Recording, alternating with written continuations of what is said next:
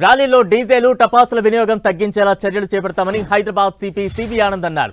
ర్యాలీలో DJ టపాసుల వాడకంపై round table meeting నిర్వహించారు. Hyderabad CP CV Anand అధ్యక్షతన సమావేశం జరిగింది. ఇందులో ఎమ్మెల్యేలు, మత పెద్దలు, పలువురు అధికారులు పాల్గొన్నారు.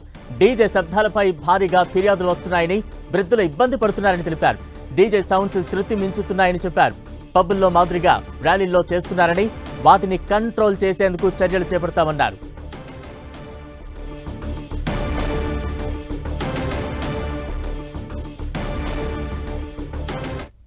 గత 2 సంవత్సరాలుగా కూడా చూస్తున్నాము. డీజే పెట్టి ఈ శబ్ద కాలుష్యం అనేది చాలా పెద్ద ఎత్తున వైలేషన్స్ జరుగుతున్నాయి. కానీ ఈసారి ఏదైతే శృతి మించి జరిగిందో అది అందరు కూడా చూశారు. 4 రోజులుగా అందరికీ మేము లెటర్స్ రాసాము.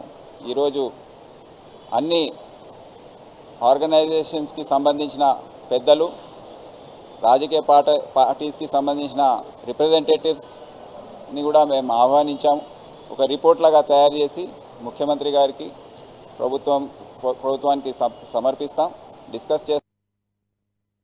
శబ్ద కాలుష్యానికి సంబంధించి సివి ఆనంద్ రౌండ్ టేబుల్ సమావేశం నిర్వహించారు. తాజా అప్డేట్స్ అందించేందుకు మా ప్రతినిధి కిరణ్ సిద్ధంగా ఉన్నారు. కిరణ్, నగరంలో రోజు రోజుకి పెరిగిపోతున్న డీజేలు, టపాసుల సౌండ్కు సంబంధించి కూడా కంట్రోల్ చేసేందుకు హైదరాబాద్ సిపి నడుం బిగించారు. ఈ నేపథ్యంలో 3 కమిషనర్లకు సంబంధించి కూడా ఈరోజు ఒక రౌండ్ టేబుల్ మీటింగ్ ఏర్పాటు చేయడం జరిగింది. ఇక దీంతో పాటు వివిధ కమిషనరేట్ల పోలీసులతో పాటు, స్థానిక ప్రజాప్రతినిధులతో పాటు వివిధ మత సంబంధించిన వారితో కూడా ఒక రౌండ్ టేబుల్ మీటింగ్ నిర్వహించి వాళ్ళ నుంచి కొంత కీలక సమాచారాన్ని కూడా రాబట్టినట్టుగా మనం చెప్పుకోవాల్సి ఉంటుంది. ఇక దీనికి సంబంధించి ఇప్పటికే, ఎందుకంటే ప్రతి ఏడాది హైదరాబాద్ నగరంలో జరిగే రాజకీయ పార్టీలు కావచ్చు, వివిధ ఫెస్టివల్ సంబంధించిన కావచ్చు, పర్సనల్గా సంబంధించే ప్రతి ప్రోగ్రాం కూడా డీజేతో పాటు టపాసుల వినియోగం ప్రతి ఏడాది గణనీయంగా పెరిగిపోతున్నట్టుగా మనం చెప్పుకోవాల్సి. ఇది ఇటీవల కాలంలో కొద్ది రోజుల క్రితం నిమజ్జన కార్యక్రమానికి సంబంధించి కూడా ఈసారి పెద్ద ఎత్తున డీజేల వినియోగం జరిగినట్టు దీనికి సంబంధించి కూడా అనేక ఫిర్యాదులు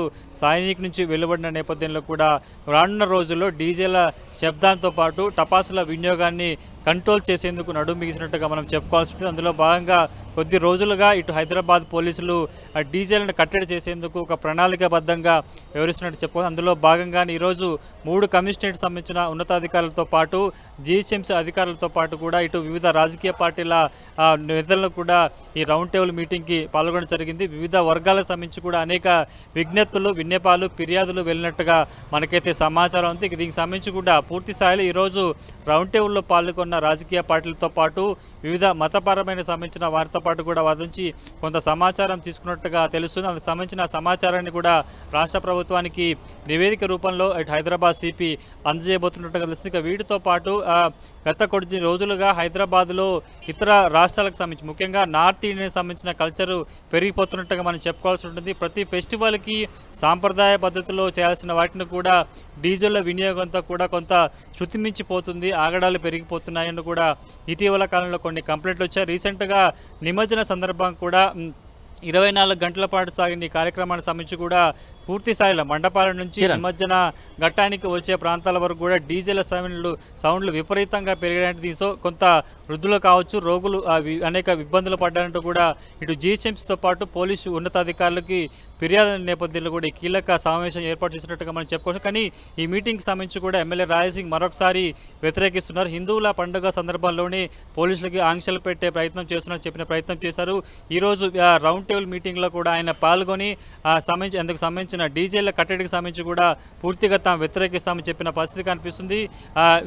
వాహనాల స్పీడ్ లిమిట్ సంబంధించి ఏదైతే కొంత స్పీడ్ లిమిట్ ఉంటుందో డీజేల వినియోగం సంబంధించి కూడా లిమిట్ పెట్టాలి. కానీ హిందువుల పండుగకు సంబంధించి కావచ్చు, ఇలాంటి వాటికి సంబంధించి కూడా డీజేలు, టపాసుల వినియోగం అనేది జరుగుతుంది. కాబట్టి వీటి మీద నిషేధం పెడితే ఇబ్బందికర పరిస్థితులు వస్తాయి. కాబట్టి తాను ప్రతి ఏడాది హనుమాన్ జయంతి సంబంధించి కూడా నిర్వహిస్తాను, ఎప్పుడు తనకు ఇలాంటి పరిస్థితులు ఉత్పన్నం కాలేదు. కాబట్టి ఎందుకు ఇప్పుడు పోలీసులు కావాలని హిందువుల పండుగ పండుగలను టార్గెట్గా చేస్తూ డీజేలను నిషేధించడం, టపాసుల మీద నియంత్రణ ఎందుకు పెడతారంటూ కూడా ఆయన మీటింగ్లో ఫైర్ అయినట్టుగా తెలుసు. అందుకు సంబంధించి మీటింగ్ అయిపోయిన తర్వాత మీడియాతో పాడుతూ కావాలనే టార్గెట్ చేస్తున్నారు. కానీ ఇలా పూర్తి స్థాయిలో హైదరాబాద్ సంస్కృతి సంప్రదాయాలు ప్రతిబింబించే అంశాల సంబంధించిన కూడా డీజేతో పాటు టపాసుల వినియోగం ఉంటుంది కాబట్టి పూర్తి స్థాయిలో నిషేధం విధించకుండా కొంత కట్టడి చర్యలు చేపట్టాలని కూడా ఆయన డిమాండ్ను సిబి దృష్టికి తీసుకెళ్లినట్టుగా తెలుసు. ప్రస్తుతానికైతే ఈరోజు రౌండ్ టేబుల్ మీటింగ్లో కూడా వివిధ వర్గాల నుంచి కూడా డీజేతో పాటు టపాసుల వినియోగం సంబంధించి కూడా కీలక సమాచారాన్ని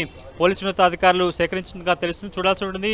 ప్రభుత్వానికి రిపోర్ట్ అందజేసిన తర్వాత డీజేల పూర్తిగా నిషేధిస్తారా, లేకపోతే ఏమన్నా కొంత వాటిని లిమిట్ పెడతారా, సౌండ్ డిజబిలిటీ తగ్గించే విధంగా చేస్తారా లేదా? ఎందుకంటే హైదరాబాద్ నగరంలో ప్రతి ఫెస్టివల్ సంబంధించి హనుమాన్ జయంతి కావచ్చు, శ్రీరామనవమి కావచ్చు, ఇలా ప్రతి బతుకమ్మ కావచ్చు, వినాయక చవితి ఉత్సవాలు కావచ్చు, ఇలా ప్రతి దాంట్లో డీజే ఒక భాగంగా ఉంటుంది కాబట్టి దాన్ని తొలగించే ప్రయత్నం చేస్తారా, లేకపోతే ఏమన్నా నిబంధనలు పెడతారన్నది మనమైతే చూడాలి. ప్రస్తుతానికైతే ఈరోజు రౌండ్ టేబుల్ మీటింగ్లో పూర్తి స్థాయిలో వివిధ రాజకీయ పార్టీతో పాటు వివిధ వర్గాలకు సంబంధించి కూడా కొంత సమాచారాన్ని సేకరించగా ఆ రిపోర్ట్ను ప్రభుత్వానికి అందించిన తర్వాత ఎలాంటి నిర్ణయం తీసుకుంటారో కూడా మనం చూడాల్సి ఉంటుంది. Thank you Kiran.